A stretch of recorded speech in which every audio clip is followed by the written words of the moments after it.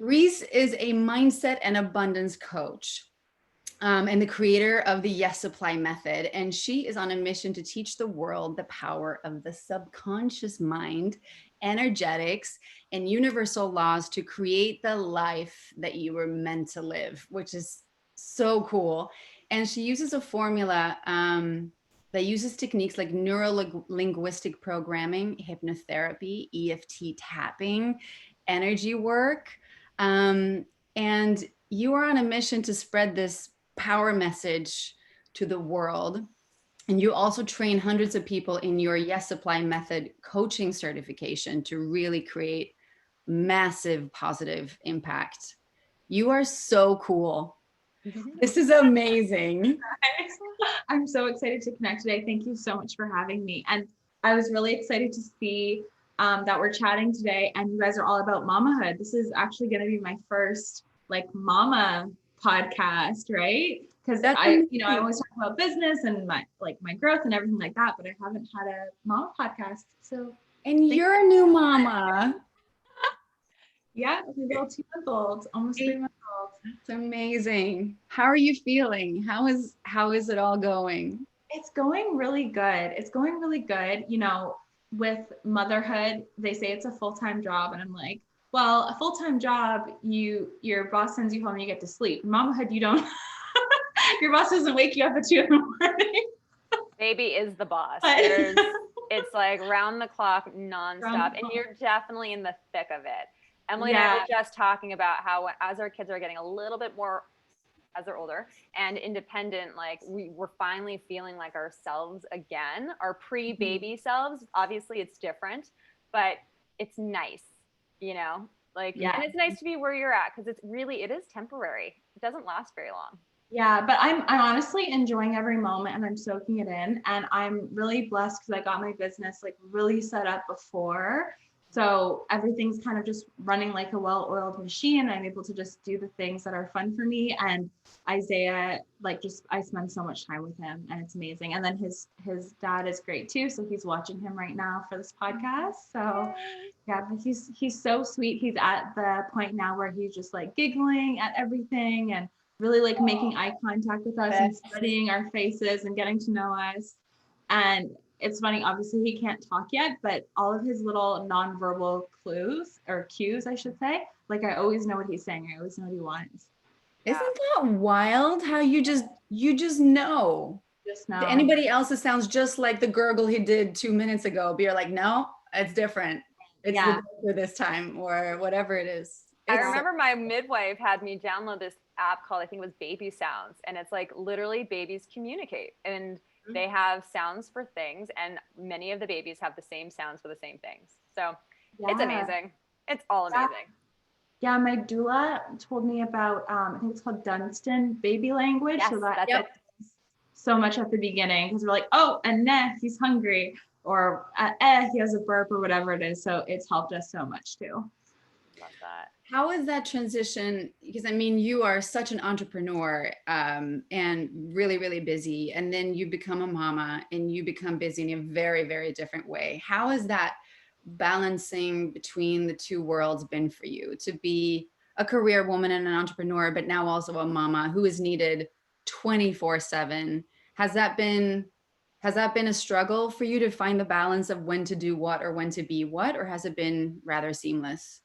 Yeah, I'm somebody who works very much in my feminine, and I can't remember who it is, but I remember there was like a speaker or a book or something like that that said, when we're resisting the present moment, that's what creates struggle. And so like, I noticed that if I notice myself like getting stressed, like, oh, I should be doing this or I should be doing that, I realize I'm resisting what's currently happening. Like, it's such a short amount of time where he's going to be this cuddly and this young and this little and want to be with me all the time. And, you know, everything else is going to be there when I'm ready. Like, my business is going to be there when I'm ready. The clients are going to be there when I'm ready, but he's only going to be this small. And so I'm always like checking myself and coaching myself and being like, am I resisting or am I trying to like trying to make this moment something that it's not? Because this moment is like really about him and our bond right now. And this time is so important. Like, I used to be somebody who was really shy. And I remember, I don't know if you guys have ever experienced, but have you ever gone to a party and you don't know anyone? So you're just clinging to that one person that you went with? Well, that's how he feels right now. Like he's new on the planet and he doesn't know anyone except me. So he's like, I just want to be with you. Like, I feel safe with you. Like, I don't know anyone here. And so I'm always like checking myself and going into his perspective of like he's new, like he's just trying to figure it out. And I feel really blessed that I've done so much mindset work up to this point, because I think sometimes people think like, oh, the baby's like just crying because they're just crying, or they're angry, or they're sad. Or I've heard like online, I've seen people say like, oh, like if you cuddle them too much or blah, blah, blah, like the baby's training you. And it's like, no. Like this baby's just trying to survive. Like he's not being like an a-hole or anything like that. Like it just wants to survive. It just wants to feel safe. It just wants to feel loved, just like all of us do. And it hasn't learned all of the filters that we have of like, it's not safe to be needy or anything like that. Like he's just being himself. So I'm just kind of going with what he needs and kind of just instinctually following like what he needs, what he's asking for, what I feel is right. And so as long as I'm not resisting the present moment, it all feels amazing. I love that. So Emily and I are totally in that space. We totally understand when you use the word resistance. But for mamas or people out there who don't quite understand what resistance is or feels like, could you just put some words for and give an example of what that feels and looks like? Yeah. So I feel like resistance in your body will feel like a little bit of anxiousness or a little bit of stress. It feels like a dense energy. And what it is when you're expecting the moment of now to be something that it's not, right? Like, my baby was born and it's like, if I'm expecting like, oh, 2 weeks in, I'm back to working 8 hours a day, or expecting that my life was going to look like how it did before, then I'm expecting something that just isn't the present moment, or trying to force something that isn't my now. And it's so funny because of course my brain's going to go like this. Like I've been like only really needing to take care of myself for the whole beginning of my life, right? So of course my brain is going to go to, oh, but I'm used to taking a shower every day. I'm used to being able to put on my makeup with 2 hands instead of 1 hand, or, make avocado toast with 2 hands instead of 1 hand, because he loves to be held all the time. And so if I'm resisting, then in my head, I'm like, oh my God, like this is stressful, it's heavy, da. But when I'm like, wait a second, like what is better than cuddling a cute baby? Like especially your cute baby. Yeah, like what is literally what is better? So instead of resisting, like, oh, I can't make my avocado toast with 2 hands, like wait, but I get to cuddle with him and I can take my time, and I don't have to make my avocado toast in 5 minutes like I used to. It can take me 15 minutes. I can sit down and play and then go back to or whatever. And just like going in the flow, that's when you just release resistance and move into surrender. And actually, I think, especially for me, and I'm sure for most people, the theme of 2020 is surrender. Not trying to say, oh, it should be this way. I shouldn't have to wear a mask. I should be able to go to the same parties or whatever.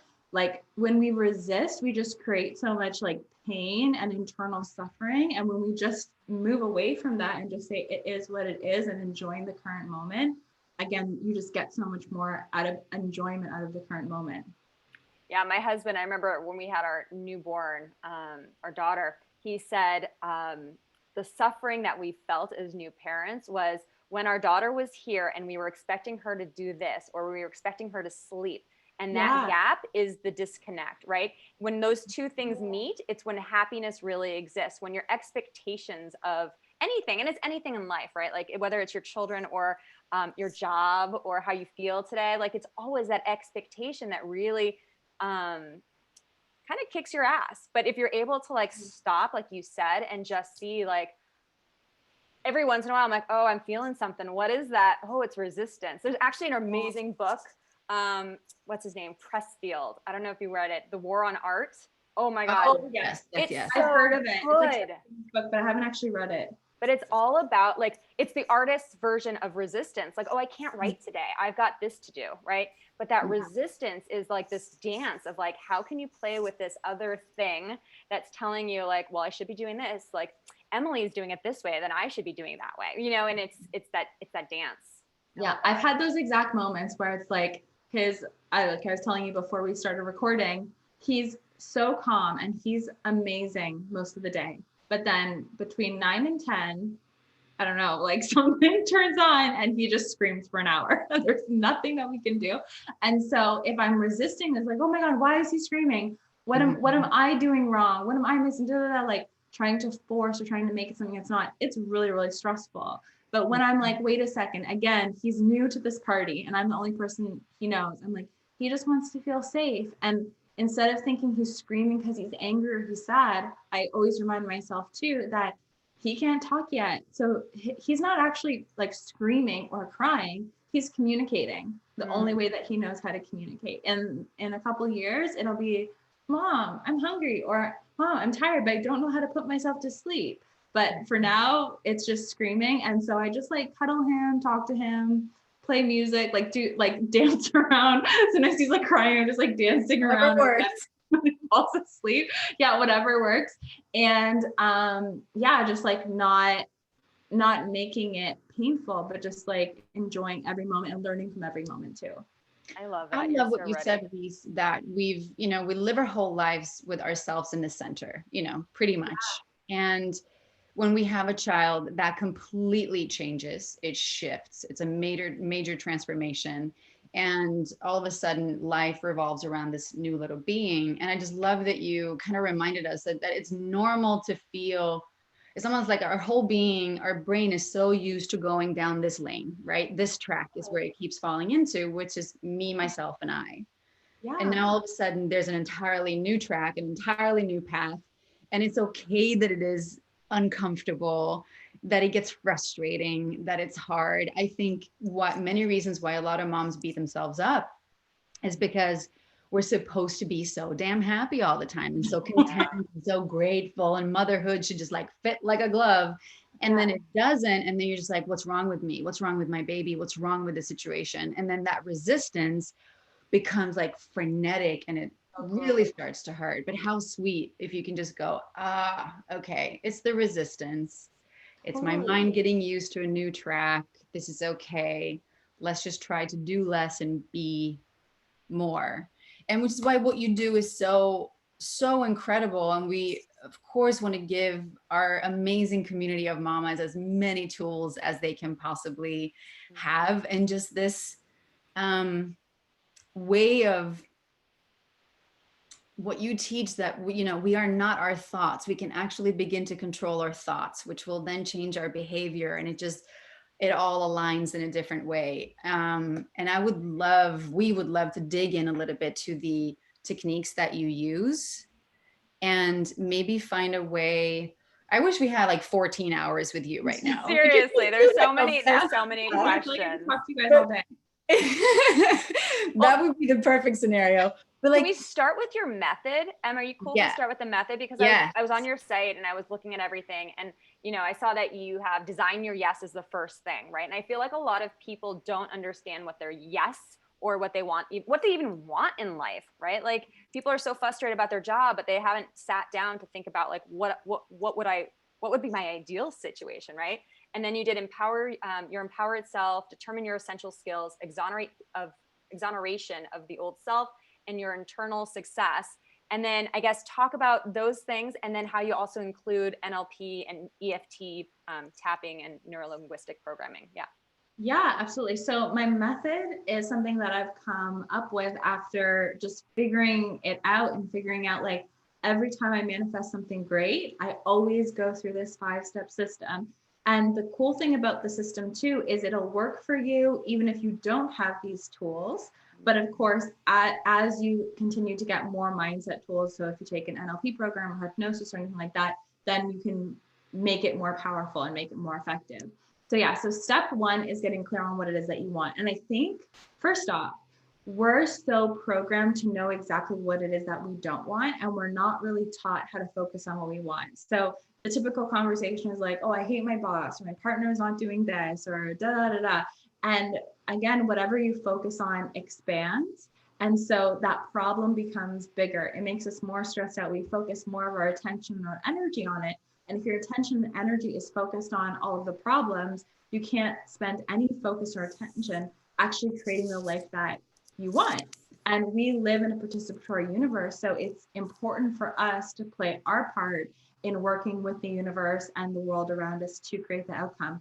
So yes, the question that I always ask myself and that my clients ask themselves is, what would I ask for if I knew the answer was going to be yes? And why I love this question is because rather than just thinking about like, oh, well, I made 50K last year, so maybe I can make 55 this year, and determining what you want based on your past results, this question, what would you ask for if you knew the answer was going to be yes, allows you to just, clear the screen, blue sky. If you weren't tied to anything, if you weren't tied to like your current relationship or your current job or the degree that you have or don't have or whatever, like what would you ask for if you knew that if you asked, the other person would say yes? And that opens you up to like infinite potential. And in that, what you want to do is you want to allow yourself to dream and to not instantly stomp on it, right? So many times say, oh, that would be nice, but that person can have it. It's easier for them. It's not easier for us. And we so often stomp on our dreams before even giving them a little bit of energy to be like, oh, well, maybe it's possible. So that's so important to think about. And then one thing that just comes up a lot as like a side note is if anyone's listening and they're saying, well, I don't know what it is that I want. I didn't know what, when I started Yes Supply, I had no clue I was going to start a certification. This came as a journey of me following what felt good. So a question you can ask yourself if you don't know, like, I don't know what I want. And that's like sometimes a lot of pressure for people to decide what do they want and like what's their perfect fairy tale happy ending. You could ask yourself, well, what would be better than what you have right now? Or what would you like more, right? So maybe if you find the apartment you live in is too small, like an apartment that's 1,000 square feet rather than 600 square feet, or if your partner talks to you a certain way, I prefer if they talk to me in this way, or in your job, if you don't have that much creativity, maybe you get a little bit more creativity. So just ask yourself what would be better than what you have now or feel better. And that's going to kind of lead you down the path to opening yourself up to like, okay, this is what I actually want. I find that women typically, I mean, I'm generalizing here, but I find that we have been told our entire lives to be happy with what we have. You have this, you should be so happy. And you're like, well, I want this other thing too. And that's okay. And I feel like there's this incredible movement happening now where women have the opportunity to be investigators, right? We get to decide, I've been going through this for the last like 20 years, right? Like, do I like white wine or do I like red wine? Like, who told me I like red wine, right? Like, I actually like fucking champagne. Like, I'm a champagne person, right? And so, like, being an investigator but I find so many times I have friends who are like, well, I just don't know what I want. And I'm like, yes, because you're not giving your time to investigate. You're not asking yourself the right questions for you, right? It's not like, what's the ideal situation? You have no more choices and this is the ultimate deadline. And it's like the world and the universe is such an infinite and powerful thing that like anything you dream up is possible, but we set these limitations in our mind. And I think that's, from what you said about it's hard to believe that your kid's only 10 weeks old. And I can tell that you've done mindset work because of the things that you're saying. And also just looking at you look fully alive. Do you know what I mean? Like you're not me at 10 weeks with my first kid. I was a mess, like I really was a mess. And I was getting stuck in that struggle, right? Because I wasn't allowing myself the creative abundance of the universe or of God or whatever we call it to show me. I wasn't living space for that magic. Does that, like I was letting resistance win. And so I love what you say about like identifying, right? And investigating like who and what we want to be. And we can change, right? It's so cool. We can change. We can constantly change. Yes, absolutely. And even though you set that goal, as you start to go on that path, it might change. Like I just wanted to create a platform that inspired people. And then as I moved forward on it, then I started to learn new things and new things got my interest. And then I kind of went down that rabbit hole and that path, but it's definitely a journey as well, for sure. Mhm. So then step 2 after that. So once you're clear on what it is that you want, then you want to ask yourself, like, who the version of me who has that thing. So has that dream job or that family or, you know, whatever it is that you're after.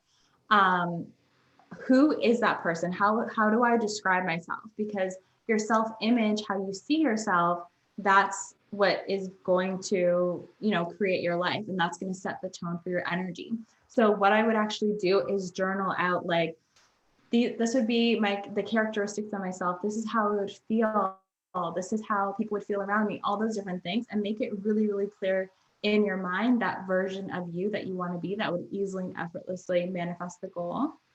Step 3 is figuring out, like, do you need to achieve mastery in anything? So for example, like me wanting to create a successful coaching business, I knew that if I'm going to go down this path, I want to be really good at what I do. Like if people are going to sign up for my products and services, I want to give them incredible value. Like for you with your cocoons, it's like you didn't just like throw a piece of fabric together and cross your fingers. It's like you love it so much you're wearing it right now, you know, and you're obsessed with it and it looks amazing. Yeah. And so it's like that version of you, like maybe you guys had to learn about textiles, or you had to do research to find the best manufacturers, or you had to get a branding expert to help with your brand or whatever it is. And so for me, I took certifications, I read books, I also walked my talk. So I didn't just read a bunch of books and then hide behind my computer. I would do what scared me and show up and do live streams and videos and make posts and hire hire for the future version of me rather than the current version of me. And so that's how you achieve mastery and have the skill set of that version of you. Then the next step. So sorry, I'm going to interrupt you really quickly. Oh, go ahead. Yeah, sorry. One thing that I loved on your site about both the empowered self and the essential skills. I love that you are bold enough and embodied enough to show up for your community and say, like, I had $100,000 month, and then being that that person that other people can now look up to and say, you know what, Reese did it, I can do it too. Because for me, I'm like, anytime I have a friend who tells me like, hey, I just did $1 million in my business, I'm like, fuck yeah, they did it, we can do it too. Or whatever, you know, I manifested twins, right? Like, oh, she did it, Reese can do it too, right? Like, it's so powerful when you're bold enough to share your successes. You are literally lifting up the rest of the female entrepreneurial community. And that is, yeah, and we're told that if we do that, then we're bragging, we're boasting, like all those things. If a man were to do it, he would for sure be celebrated. No second thoughts about it. But if a woman goes there, you know, even women look at us in a weird way. So I love that you're paving the way that, you know, we absolutely need to look at that as, she did it. We can do this. We can do this. And I feel like that's changing, right? I do feel that women are starting to be like, she's doing, like, I feel like it's shifting, right? There's less of this like, well, I can't believe she just posted that, right? It's more like, holy crap, she like posted that, right? Yeah. And it takes bravery. So thank you for doing that. It's so good. And Reese, what are your top 3 books that you read that like inspired you to go down this path?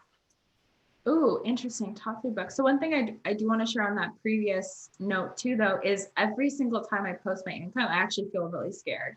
I do feel scared of, you know, somebody saying something or like that. But then I remember like my purpose, and I recognize that I'm not posting to show off or to be like, I'm better than anyone or anything like that. It is for proof of what's possible. Just like even sometimes sharing aspects of my birth story too are nervous, because sometimes women can be like, I have had an experience where I shared a positive birth story and somebody was like, I guess, triggered by it or upset by it because she didn't have a positive birth. And it's like, I didn't post it to try to make anyone feel bad or anything like that. But I'm like, before I gave birth, I would sit on YouTube for like hours and watch natural births, like positive natural births. to show my brain, show my subconscious mind that it was possible for me, because I was scared. I'm like, how's this human gonna get how's gonna get out of here? Yeah. And so I'm grateful that those people posted it. And so it's like, if we just do it from a place of supporting each other and celebrating each other and like, here, take my hand, like I did it, I want to take you with me, then yeah, it's just all about building each other up. So thank you for sharing that. And then you asked me about my top 3 books. And I feel like that's such a hard question because I've read like so many books. Well, how about let me rephrase the question. If somebody was new to this type of work, what 3 books would you recommend that they start with? If they were new to business or to mindset? I would say mindset. Yeah. Mindset. And like subconscious mind and how to kind of retrain the brain. retrain the brain. I'm trying to think. So in terms of abundance mindset, I really love Marianne Williamson, The Law of Divine Compensation. Yes. Such a good book for just like thinking abundantly and tapping into spirit and everything like that. And a book that I'm actually reading right now that I really like is called Mind to Matter by, I think it's called Darwin Church. I just finished it. Oh, you just finished it. It's so good. Yes. It's amazing. And it really backs with science how much like our minds create our reality. And it talks about like, you know, essentially how we think is creating the world around us. So I think that would be a really great one as well. And like, it's not a book, but like for me, especially with neuro linguistic programming and hypnosis, even more than a book, I would say take a course or sign up for a session with somebody who's done it, because like, I feel like right now we don't need more content. We need more conversations. We need more connection, right? And so when I know it's hard with the pandemic, but like when I was in a classroom of people and actually practicing the techniques and having them done on me and being able to see those shifts, and I'm such a hands-on learner as well. It just solidified everything for me so much more. I love reading and I love books, but sometimes you see like, oh, in theory, that looks really cool. But then when you actually have someone do it to you, it's like, oh my God, like life-changing. So it's the application and practice of the knowledge. Yeah. And also too, right now, like for anyone who's listening and it's still the pandemic and you're in lockdown or whatever, like we need connection. Just because we're all locked inside doesn't mean all of a sudden as humans, we've lost our need for human connection. Right. So what we used to have a lot of our trainings in person, but now with the pandemic, we're doing online interactive training. So through Zoom, you can do breakout rooms, people can practice the techniques with each other. And our students are creating these amazing bonds and like lifelong friendships and having shifts and sharing their deepest, darkest secrets and tears and everything like that in these online live interactive trainings. So I think too, with mindset work, there's so many people who take course after course after course, read book after book after book, but don't implement. If you can get yourself in a room where someone's like, okay, you have to practice, you have to do it, and it just like forces you to do it, then you get the real shift and then you come out that transformed person. Did we finish the 5 steps, by the way? Or I think we were on number 4. We can make our way back. So the next step was exoneration of your old self. So what this means is, like how we talked about before, for X amount of years before you had a baby, your brain was so used to, you know, firing the neural pathway of like, just do things for myself or be this type of person or be in this type of identity, right? And so if you want to create the life that you want, everything that you want is outside of your comfort zone, meaning everything that you want is on a new neural pathway, a new habit track than what you're used to. And so in this area, it's all about forgiving your past self, thanking your past self for how much it served you and getting to where it is that you are now, but then releasing any old programs or paradigms or people's expectations of who you are, and just allowing yourself to release that and become the person who you are. Because when we think about it, a lot of us are not being our true selves. We're being who others expect us to be, right? Like if you grew up and your parents always said, oh, you're the smart one or you're the funny one or whatever, and we put ourselves in that box, and then, you know, you get to 30, 40, 50, and you ask yourself, am I this person, or am I just doing what felt safe, or doing what I learned to do or learned to be in order to receive love? So it's about like, it's not about, blaming or anything like that. It's like, thank you for keeping me safe. Thank you for bringing me to this point. And now I'm going to give myself permission to tear down the box that I've been putting myself in and actually become who I want to be. That's like motherhood, right? Like that's like that birth process, that uncomfortable place. And then you need to like literally create the new person who you are. Emily and I talk about this a lot. Like motherhood is often removing those layers that no longer serve us, that are no longer true, that somebody told us that we were beautiful or kind. And now we show up as that. And we think we need to be that for these kids. And we have to stop and say, is that true? Is that true? And is that who I want to be? And what's this next mother person that I am? Right. And I would say, Emily, you and I are like about to be into that next stage also of motherhood, right? Where it's like, the cycle is continuously happening, which is amazing. Right. Totally. We're constantly growing. And it's so funny too. I was going to say this before and then I forgot, but now I remember. So perfect. Mom brain, right?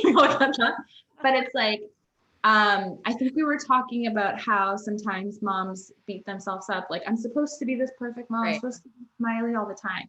But it's like when your baby, starts to crawl and then it falls over, starts to walk or falls over, you don't say like, no, you're supposed to walk by now, TikTok, right? And we have to remember for ourselves too, like we're still growing, right? Like just because we're not an infant, we're still growing. So we have to give ourselves that same grace that if we fall down or we're not perfect or we don't look like the Pinterest perfect mom, like we're still lovable and we're still acceptable. Just like if our kid falls down, we still love him or her, even if it doesn't walk as fast as the blog post on whattoexpect.com said or whatever, you know what I mean? Completely. Mm-hmm. So yeah. And then the last step is your expectant state. So this is creating your self-fulfilling prophecy of what it is that you want. So expecting whatever that goal was that you set for yourself, expecting that that's going to come to be, because essentially faith and fear are the exact same thing.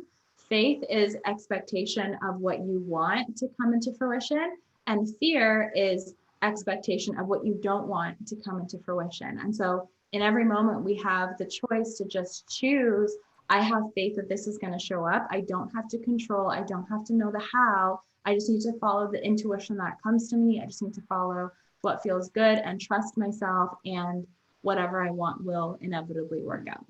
That is so amazing. It's so good. So cool.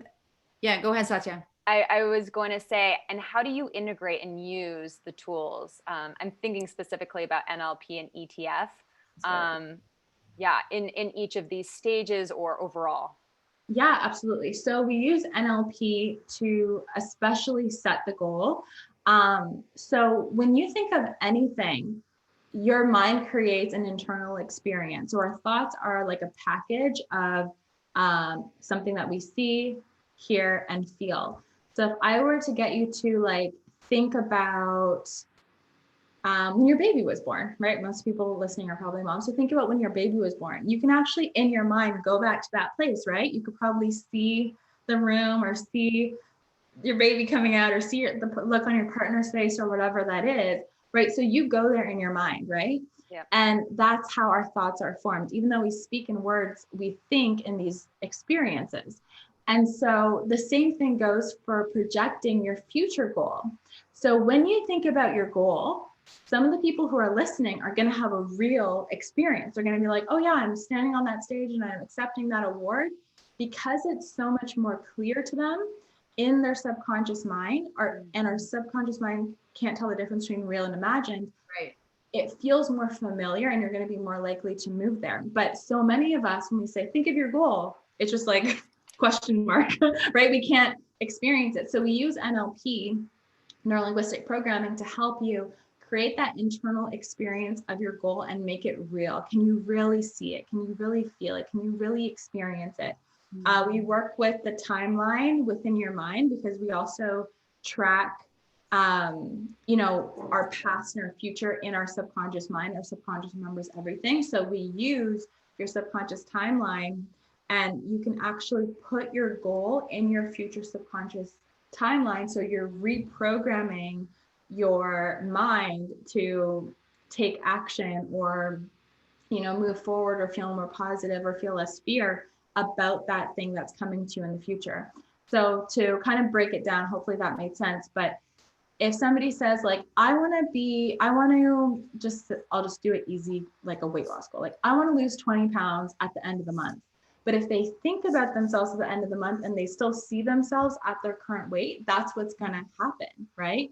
But if they think of themselves at the end of the month and they are in that new shape, it's more likely that that's going to happen, because now you've programmed your subconscious mind to take you there. It's like a thermostat. You're just setting the thermostat, because if you think about it, your subconscious mind is doing so many things for you without you even thinking about it. Like, you're listening to this podcast right now, and your heart's beating in your chest, and your lungs are beating, and you're breathing, and your eyes are blinking, and who knows, you might be driving or holding a baby, and you're not consciously thinking about all these things. Your subconscious is doing this all for you. So your subconscious can also line you up to achieving your goals.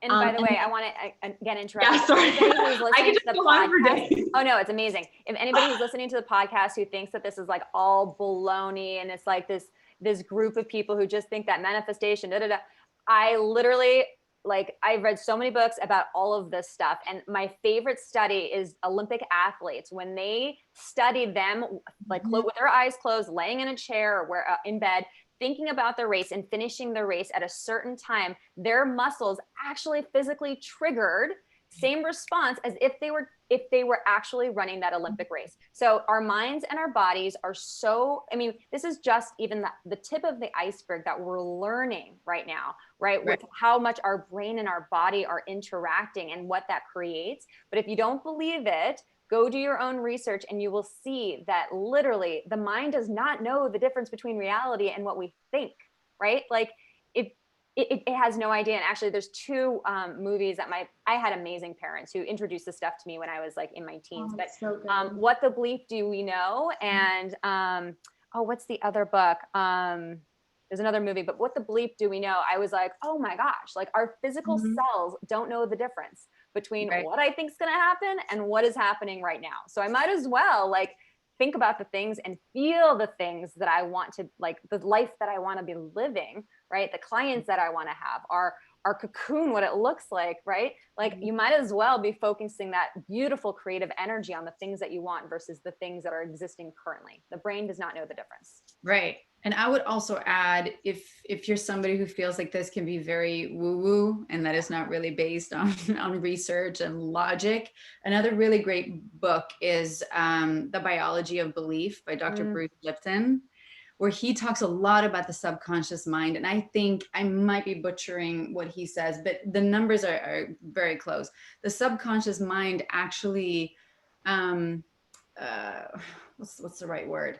It kind of leads our life 90% of the time. Yeah. And then the rest, the other 10% is the conscious mind. Would that be correct, Reese? Does that sound? Or even more. Or even more. So the subconscious mind is incredibly powerful. So to learn how to tap into that and use it in our favor is a really big thing. Yeah. And I mean, there's research, tons of research on that one can also find if that feels important. Totally. You also reminded me, they did another study or experiment where people who visualize doing a certain exercise, their muscle tone increased in the muscles that they would have used, like just a fraction less than people who actually did the exercise. So you can like wake up in the morning, visualize yourself going to the gym, and you get a full. That's what I do. I go to the gym. It's just in my mind. I'm in the gym all day, every day in my mind. Yeah. But it's so true. The mind is so freaking powerful, right? And the fact that we only use a small percentage of our brain just goes to show like there is unlimited, untapped potential happening every day in this perfect body of ours, right? It's incredible. And that's why I'm so passionate about this, because we're taught like isosceles triangles and all this random stuff in school, but we're not taught how to use our own mind, our own brain, and that's the most powerful supercomputer that we're ever going to come across. And just understanding even just a few techniques can completely change the course of our lives and also our kids' lives too. That was going to be my next question. And I know we don't have very much time, so I hope you don't mind that we go over a little bit, but what are the things that you are going to ensure that Isaiah knows and believes to be true? Like about mindset and everything. Yeah. Oh my God. maybe that needs to be part 2 of this podcast. I actually think maybe that's something that we should do if you ever have more time, but like that is really an important thing. Yeah. You think? I've already started thinking about like all of the things that I want to teach him, and there's just so much. I think a big one is just a different way to look at the world around him, because I remember me growing up, when things would happen to me, I would put the blame on the outside world, like, oh my God, why is this happening to me? And so one of the big things that I'm going to teach him is that he can create the life that he wants, and he is empowered. And all of these rules and structures that are in the world, they were just given by another person, but no one else's opinion of him is more important than his opinion of himself. And also to, I think, really just to understand emotions. Like, you know, for children growing up, it's so tough because there's bullying and all these different things. And I just want to really help him understand that, like, if somebody says something about him, it's not about him. It's that that person might be dealing with their own stuff. Or, you know, if somebody is projecting negativity, it's not because he's negative. It's because that person has negativity within themselves that they need to work through. So I think this work in terms of interpersonal skills is going to be a really big thing that I teach him, because as humans, our relationships are the most important thing in our lives. Yet, what are we never taught in school? We're never, like, I grew up in a really abusive household from ages 10 to 16, where my mom's ex was verbally and physically abusing her, and I had no clue what to do or how to act. And nobody teaches you, like, this is how a partner should treat you, and this is, and so it's just like, it's so confusing for a child coming into the world being like, is this okay? Like, how is the world supposed to be? So I want to teach him that. I want to teach him that it's safe to talk to me about anything and everything. And I want him to just understand that he's a really powerful, infinite being, and he can create anything he wants, even if he hasn't seen it done before. I want to talk about kids and tapping and all that stuff, but I think we will be out of time since people's attention span kind of wanes at 30, 40 minutes. So maybe we can save it for another day. Obviously, we have tons to talk about. Really quickly, last question or 2 questions. I was thinking we should ask something about motherhood, something that you didn't expect, or had a specific good question. Now I can't think of it specifically, but yeah, anything about motherhood that surprised you or you're excited to experience? So I was really excited about my birth. I did hypnobirthing, so I didn't use epidural or drugs or anything like that. And before getting pregnant, giving birth was my biggest fear. Like some people have, I used to have fear of public speaking and everything like that. I wasn't afraid of carrying a baby. I wasn't afraid of taking care of a baby, but actually pushing the baby out, biggest, like literally like biggest fear.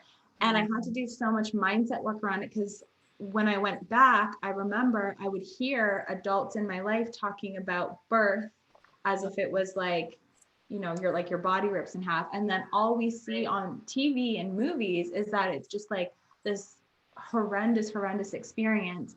And so I really I did so much research. I bought the Hypnobabies course. I hired a doula. Like I said, I watched so many YouTube videos and positive birth experiences and everything like that to retrain my brain that it can be a really positive experience. And so I think the biggest thing that I took out of it, I knew it in theory, or I thought it in theory, until I actually went through with my birth. And now, like, I know that the media really just tries to make women feel like we're not as powerful as we are. And it tries to make us feel that we can't trust ourselves or we can't trust our own bodies. And I remember when I went into labor, like when my water broke, even though it was my first time, I knew exactly what to do. Like I remember my husband was like, should we call the doula and have her come? So I gave birth in the hospital.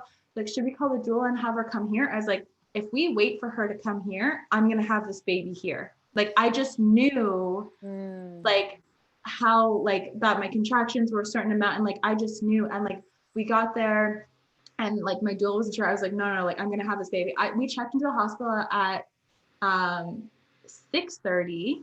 They brought me into triage, and like by the time we got into triage, it was around like 7:15, and I was 3 or 4 centimeters dilated, and then by 8 I was 10 centimeters dilated. Wow. And I gave my baby I gave birth to my baby at 9:30. Like it all happened so quickly. Wow. And I just knew that it was happening. So anyway, long story short, I think every way that every woman brings their baby into the world is beautiful. Like we're creating miracles here. So every way that anyone chooses to do it is beautiful. But I think the biggest thing to take away from it is like, we can trust ourselves and we can trust our bodies. And also after too, we have to love our bodies. Like there's so much shaming around weight. And I think we hear so many other people talking about like weight, and I remember growing up and hearing my mom always saying like, I need to lose that last 10 pounds and da da da. It's like, we brought children into the world. Like we've done like literally the most important work, like such important work.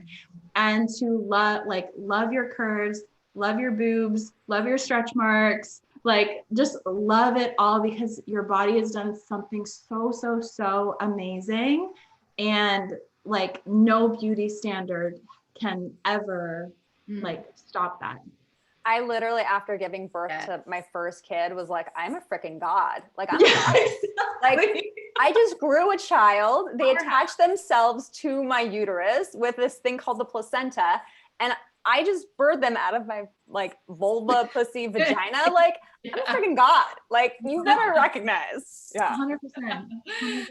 I'm like, I wish every single woman felt like that. Yeah. Yeah. But again, I think that's a mindset thing. I can't stress enough. Like I literally feel like every person, every human being needs to go through some sort of mindset training. Like it needs to be like a high school, like physical education, as important as that course. Like our brains are, and it's like people see it as woo woo, and I'm like, great, see it as woo woo, but just like, I'll just keep passing you. And like, you know, yeah, it's not woo woo, it's all science backed. And it's like, I actually had a comment on my YouTube the other day. Someone was like, it was an EFT video, because I post tons of videos on this stuff on YouTube. It was an EFT video, and someone commented like, maybe you shouldn't talk about all the woo woo moving energy on an EFT video. I'm like, you realize that we are all made of energy. Like atoms are composed of electrons and protons. Like we're pure energy. So talking about energy isn't woo-woo. It's like, it's just talking about yourself. So I think we're all working together. We're all changing that paradigm. And one day everyone will know. I think the movement's happening. I think it's happening. Reese, amazing. You're so amazing. Yeah. Thank you so much for having me. So let us know real quick, where can people find you and the work that you do? Yeah, absolutely. Well, you can follow along on my motherhood journey and my, business journey on Instagram. And I'm posting lots of cute pictures of Isaiah. So cute. It's the best place to see them. And then for anyone who's interested in more of these mindset tools, also on YouTube, I post tons of videos just with all of the techniques. So with more time, you can go deeper into it. And then my website, we have blogs going out almost every week. So you can check out there for anyone who's interested in becoming a coach or learning more about these tools as well. I love it. I recommend that. So that's yessupply.co, right? Yes. The website is Yessupply on Instagram. Yes. And all the things that we didn't get to talk about today. I'm just so bummed. I have so many questions. I know. It goes by so fast. So we're going to do 2.0 where it's all about tapping. But I know, I'm just learning about tapping, and I actually watched some of your videos, which I then highly recommend everyone here, if you're interested in all of that. You have so much up on Instagram and on your website. So you can just go there and find out. But I just watched some of your videos, and I did the tapping, and I was like, It absolutely did. Using it every day. Reese, maybe next video, maybe next cast that we do, maybe we can do like a little EFT tapping that would be helpful for new moms. I love that. 100%.